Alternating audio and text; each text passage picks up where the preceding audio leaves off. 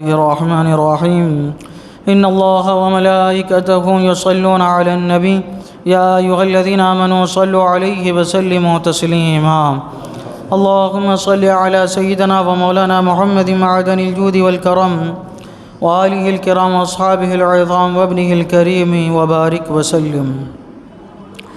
أعوذ بالله من الشيطان الرجيم. بسم الله الرحمن الرحيم. ولا تقف ما ليس لك به علم إن السمع والبصر والفؤاد كل أولئك كان عنه مسؤولا. اور اس بات کے پیچھے نہ پڑ جس کا تجھے علم نہیں، بے شک کان اور آنکھ اور دل ان سب سے سوال ہونا ہے. جس چیز کا علم نہیں ہے وہ بات لوگوں کو نہیں کہنا چاہیے. یہاں پہ ذکر ہو رہا ہے دین کی باتوں کا. دین کی باتوں کا علم اگر نہیں ہے، کوئی پوچھ رہا ہے تو اس کا جواب نہیں دینا چاہیے. اور ایسا ضروری بھی نہیں ہے کوئی سوال پوچھے تو آپ اس کا جواب ہی دیں. جواب نہ دیں تو گناہگار ہوں گے، ایسا بھی نہیں ہے. بلکہ امام اعظم ابو حنیفہ رضی اللہ تعالی عنہ سے ایک مجلس میں سوالات کیے گئے تو 40 سوال کے جواب میں آپ نے فرمایا تھا کہ لا ادری، یعنی میں نہیں جانتا، مجھے اس کا علم نہیں ہے. تو یہ ضروری نہیں ہے کہ آپ سے اگر سوال پوچھا جائے تو آپ اس کا جواب ہی دیں. حضرت امام اعمش رضی اللہ تعالی عنہ یہ صحابی رسول کے شاگرد ہیں. ایک مجلس لگی ہوئی تھی، اس میں آپ سے سوال ہو رہے تھے. حضرت امام اعظم ابو حنیفہ رضی اللہ تعالی عنہ اسی مجلس میں بیٹھے ہوئے تھے. آپ سے سوالات ہوئے تو آپ نے امام اعظم ابو حنیفہ رضی اللہ تعالی عنہ سے فتویٰ لیا. آپ نے ان سے فرمایا کہ تم بتاؤ اس کا کیا مطلب ہے، اس کا کیا جواب ہے. تو حضرت امام اعظم ابو حنیفہ رضی اللہ تعالی عنہ نے ساروں کے جواب دیے. اور حضرت امام اعمش کون ہیں؟ یہ حضرت امام اعظم ابو حنیفہ کے استاد ہیں. امام اعمش کے پاس حضرت امام اعظم ابو حنیفہ پڑھنے کے لیے آیا کرتے تھے، یہ حدیث کا درس دیا کرتے تھے. تو جب امام اعظم ابو حنیفہ نے سارے سوالات کے جوابات عنایت فرمائے تو حضرت امام اعمش رضی اللہ تعالیٰ عنہ نے فرمایا کہ جوابات تم کو کہاں سے ملے؟ تم نے کیسے ایک دم صحیح جوابات دے دیے؟ تو حضرت امام اعظم ابو حنیفہ رضی اللہ تعالیٰ عنہ نے عرض کیا حضور آپ کی مجلس میں آیا اور آپ سے حدیثیں سنی، انہی سے مسئلے نکالے لوگوں کے سامنے بیان کر دیے.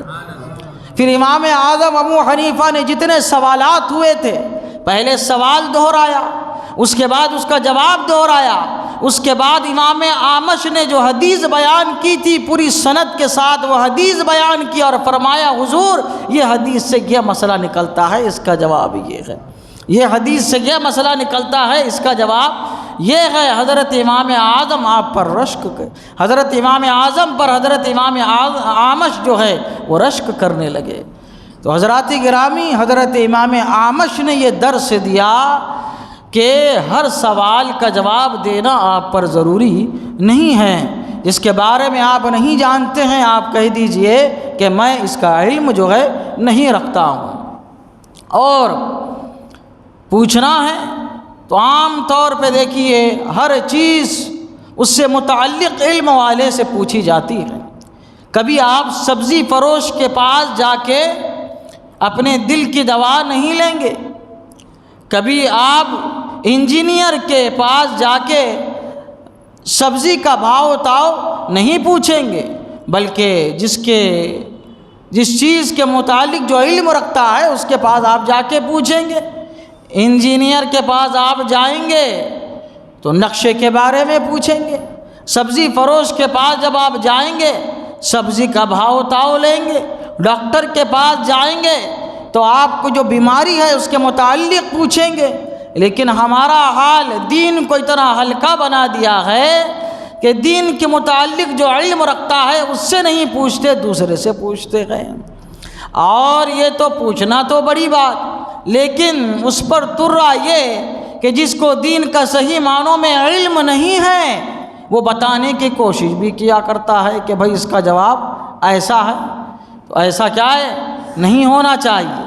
اللہ تبارک و تعالیٰ فرماتا ہے وَلَا تَقُولُوا لِمَا تَصِفُ أَلْسِنَتُكُمُ الْكَذِبَ هَذَا حَلَالٌ وَهَذَا حَرَامٌ، ہرگز ایسا نہ کہو کہ یہ حلال ہے یہ حرام ہے۔ افترون علی اللہ الکذب لا یفلحون، تم اللہ تعالیٰ پر جھوٹ باندھ رہے ہو، کبھی کامیاب نہیں ہو سکتے۔ اس کے جو جس کا جانکار ہے اسی سے کیا ہے، علم حاصل کرنا چاہیے۔ کتابوں سے پڑھ بھی لیے تو بہت سارے مسائل سمجھ میں نہیں آتے، کتاب میں لکھا کچھ اور ہے، آپ نے سمجھا کچھ اور ہے اور آپ نے بتا دیا کچھ اور ہے۔ اللہ تبارک و تعالیٰ فرماتا ہے اس بات کے پیچھے نہ پڑ جس کا تجھے علم نہیں ہے، یا اس سے مراد یہ ہے جس چیز کو دیکھا نہ ہو اسے یہ نہ کہو کہ میں نے دیکھا، جس کو سنا نہ ہو اس کی نسبت یہ نہ کہو کہ میں نے سنا ہے، اور منقول ہے کہ جھوٹی گواہی نہ دو۔ اور حضرت عبداللہ ابن عباس رضی اللہ تعالیٰ عنہما نے فرمایا کسی پر وہ الزام نہ لگاؤ جو تم نہ جانتے ہو، اس کے بارے میں علم نہیں ہے، خاموش ہو جاؤ، ایک خاموشی اختیار کرو۔ کیوں؟ ان السمع والبصر والفؤاد، بے شک کان اور آنکھ اور دل، کل اولئک کان عنہ مسئولا، ان سب سے سوال ہونا ہے۔ تمہارے آنکھوں کے متعلق سوال ہوگا، تمہارے کان کے متعلق سوال ہوگا، تمہارے دل کے متعلق، جسم کے بڑے اعضاء ہیں ان کے متعلق خصوصی طور پہ کیا ہونے ہیں، سوالات ہونے۔ سارے اعمال کا تعلق ہمارا چاہے اعمال خیر ہو اعمال شر ہو یہی اعضاء سے ہیں۔ اس میں اور ایک عضو ہے جس کا ذکر نہیں ہوا، زبان، وہ تو تمام اعضاء کی سردار مانی جاتی ہے۔ روایت میں آتا ہے کہ جب صبح ہوتی ہے تو سارے اعضاء اس کے سامنے دست برست عرض کرتے ہیں اے زبان تو سیدھی رہے، تو سیدھی رہے، تو سلامت رہے تو ہم بھی سلامت ہے، اگر تو بگڑی تو پھر ہم بھی کیا ہو جائیں گے، بگڑ جائیں گے۔ تو زبان کا ذکر نہیں ہے، اس لیے کہ زبان کے معمولات یہ موقوف ہے سننے پر، جب آدمی سنتا ہے تبھی نہ بولتا ہے، بغیر سنے ہوئے آدمی بولتا نہیں ہے۔ اس لیے اللہ تبارک و تعالیٰ نے کان پر اس کو منحصر رکھا ہے، کان میں اس کو جو ہے پوشیدہ رکھا ہے، اس کا ذکر الگ سے اللہ تبارک و تعالیٰ نے نہیں فرمایا۔ کان کے متعلق سوال ہوگا، کیا بری باتیں جو سنی ہیں، جو بری باتیں سنی ہیں اس کے متعلق سوال ہوگا۔ آنکھ کے متعلق سوال ہوگا، جو بری چیزیں دیکھی ہے اس کے متعلق۔ دل کے متعلق بھی سوال ہوگا۔ تو دل کے بارے میں، دل میں تو بہت سارے وسوسے آتے ہیں، خطرات گزرتے ہیں، دل میں خیالات آتے ہیں، کیا ان پر بھی گرفت ہے؟ دیکھیے جو آدمی کے اختیار میں ہے ان پر گرفت ہے، جیسا کہ ریاکاری ہے، دکھاوا ہے، اس پر گرفت ہے، تکبر ہے، گھمنڈ ہے، غرور ہے، یہ سب کہاں سے ہوتے ہیں؟ دل سے ہوتے ہیں، اس پر کیا ہے؟ گرفت ہے۔ حسد ہے، جلن ہے، بغض ہے، اس پر کیا ہے؟ گرفت ہے۔ نفاق ہے، اپنے منافق بنا دے، ظاہر کرنا مسلمان لیکن کیا رہنا اندر سے کافر، اس پر کیا ہے؟ گرفت ہے۔